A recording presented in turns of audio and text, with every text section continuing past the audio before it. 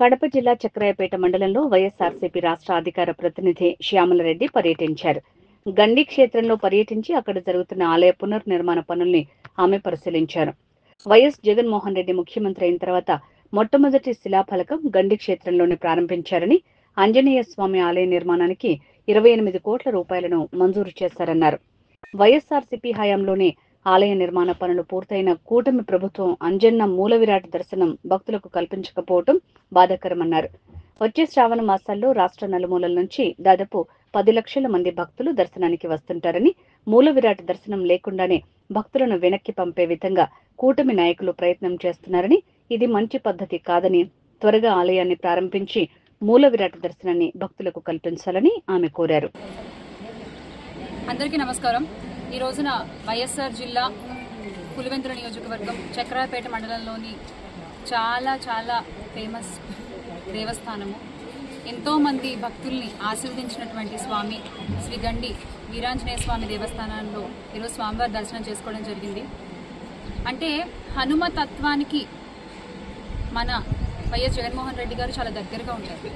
ఎన్ని అవరోధాలు వచ్చినా, ఎన్ని కష్టాలు వచ్చినా పూర్తి చేయవలసినటువంటి కార్యాన్ని పట్టుదల వదలకుండా ఎన్ని విఘ్నాలు కలిగినా సాధించుకుని వచ్చేటువంటి తత్వం మన వైఎస్ జగన్మోహన్ రెడ్డి గారు.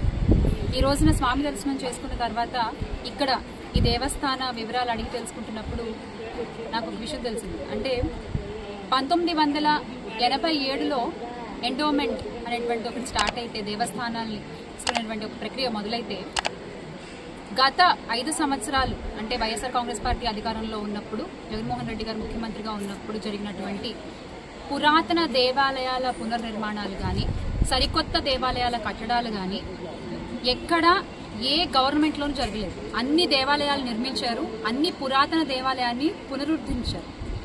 అందులో భాగమే ఈ రోజున గండి శ్రీ వీరాంజనేయ స్వామి దేవస్థానం కూడా. ఆయన ముఖ్యమంత్రిగా మొట్టమొదటి శిలాఫలకాన్ని ప్రతిష్ఠించింది కూడా ఇక్కడే. జగన్మోహన్ రెడ్డి గారు ఆ రోజున 28 కోట్లు ఈ దేవాలయానికి కేటాయించి ఈ పునరుద్ధరణ కార్యక్రమాన్ని చేపట్టడం జరిగింది. ఈ దేవాలయ సంవత్సర ఆదాయానికి దాంతో పోల్చుకుంటే కనుక 28 కోట్లు ఇవ్వడం అనేది ఆ రోజు చాలా పెద్ద విషయం.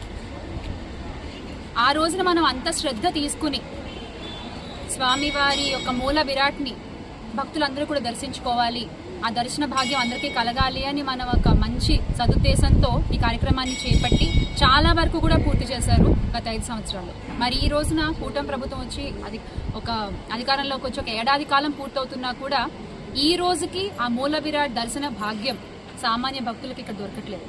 పైగా చెప్పుకోవాల్సిన ఇంకో విషయం ఏంటంటే, ఈ గండిలో వచ్చే ఇంకొక 15 రోజులు అనుకుంటా, శ్రావణ మాసం మొదలవగానే దాదాపుగా 10 లక్షల మంది ప్రజలు, భక్తులు స్వామి దర్శనార్థం ఈ ప్రదేశానికి రావడం జరుగుతుంది.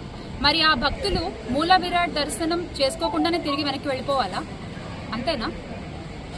సనాతన ధర్మ పరిరక్షకులం అని చెప్పుకుంటూ ఉంటారు కదా, మరి ఆ కూటమి పెద్దలంతా కూడా ఈ రోజున ఏం చేస్తున్నట్టు? ఇలాంటి ఒక సమస్య ఇక్కడ ఉంది, కొంత మొత్తం దీనికి కేటాయిస్తే, దీన్ని పూర్తి చేసేస్తే అన్ని లక్షల మంది భక్తుల మనోభావాలు దెబ్బతినకుండా ఉంటాయన్న విషయం మీ దృష్టి వరకు రాలేదా? లేకపోతే వచ్చినా కూడా పడిచెవిన పెడుతున్నారా? ఈరోజు నిత్యాన్నదాన కార్యక్రమానికి కూడా 1,20,00,000 ఖర్చు అవ్వాల్సిన పరిస్థితి ఉంటే, 1 కోటి రూపాయలే మంజూరు చేసినట్లయితే ఆ 20 లక్షలు ఎంపీ అవినాష్ రెడ్డి గారు కేటాయించి నిత్యాన్నదాన కార్యక్రమాన్ని కూడా ప్రారంభించడం జరిగింది. ఎందుకని ఇలా ఒక వివక్ష చూపిస్తూ ఉన్నారు? దేవస్థానాల విషయంలో కూడా, దేవుడి దగ్గర కూడా రేపు వచ్చే ఆ 10 లక్షల మంది మూల విరాట్ దర్శనం చేసుకోకుండానే వెళ్లాలా? మీ అందరికీ తెలుసు, స్వయంగా రాముల వారు చెక్కిన విగ్రహం ఇది అని చెప్పి. రావణ సంహారం తర్వాత ఇక్కడికి వస్తూ ఇక్కడ ఒక రాత్రి బస చేసి ఆ కొండ నుంచి ఈ కొండకి ఒక మకర తోరణాన్ని నిర్మించుకుని, బంగారు తోరణం, దాన్ని మకర తోరణం అంటారు. సో అది కూడా ఇక్కడ చాలా ఫేమస్, అందరికీ తెలిసిందే. మరి స్వామివారు స్వయంగా తన బాణంతో చెక్కినటువంటి విగ్రహం, ఎన్ని నిదర్శనాలు ఉన్నాయి స్వామి ఇక్కడ సజీవంగా ఉన్నారని చెప్పి. మీ అందరికీ తెలుసు, వామహస్తానికి కేవలం 4 వేళ్లే చెక్కగలిగారు సుముహూర్తంలో, ముహూర్తకాలం దాటిపోయిందని చెప్పి ఆ 5వ వేలు, చిటికెన వేలు చెక్కకుండా వదిలేస్తే దాన్ని మళ్ళీ మనం ఏ శిల్పితోనో చెక్కిద్దామని ఎంతమంది ప్రయత్నించినా కూడా స్వామి విగ్రహం నుంచి రక్తం కారణం మనందరం గమనించవచ్చు. అంటే స్వామి ఇక్కడ సజీవంగా ఉన్నారని అర్థం. మరి ఆ మూల విరాట్ని అక్కడ పక్కన పెట్టేసి మీకు తెలీదా మూల విరాట్ ఒక 5 సంవత్సరాలు అలా పక్కన పెట్టేసి దాని యొక్క శక్తి క్షీణిస్తుంది, మళ్ళీ దానికి మనం ఆ శక్తి కోసం మళ్ళీ మనం పూజలు చేయాలన్న విషయం మీకు తెలీదా? సనాతన ధర్మం అని చెప్పి కాషాయ రంగు వస్త్రాలు వేసుకుని తిరగడం కాదు పీపీపీ గారు. దయచేసి నిజంగా మీరు సనాతన ధర్మ పరిరక్షలే అయితే పిఠాపురం పీఠాధిపతి పవన్ కళ్యాణ్ గారు ధాన్యం ధనం వసం బహుపుత్ర లాభం ఆయుష్యేవే ప్రియే ప్రతిష్టతి విరాజే సంపూర్ణమాగ్రాజ్ఞలసిద్ధిరస్తు దీర్ఘాయుష్మాన్ భవ సకార్యార్థఫలసిద్ధిరస్తు తదాస్తు తదాస్తు పునర్నిశ్చితప్రాప్తిరస్తు తదాస్తు మహావీర మొత్తం 110 పిల్లర్స్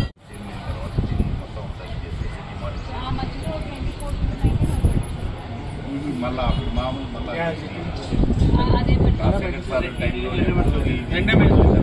గవర్నమెంట్ చేస్తున్నాం, ఆగిపోతుంది, ఊరు వస్తుంది.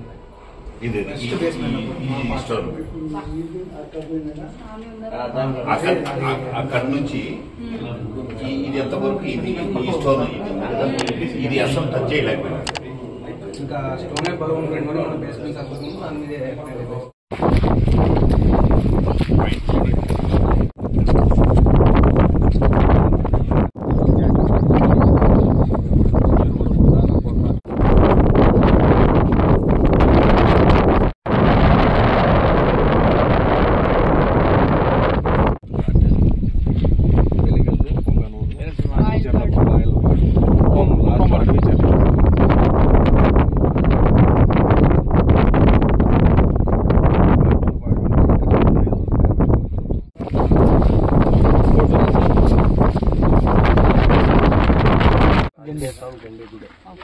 ఆ గుడిలో కూడా ఇప్పుడు ఆంజనేయ స్వామి బయట పెట్టారు, 2 ఏళ్ళు బయట పెట్టారు, చాలా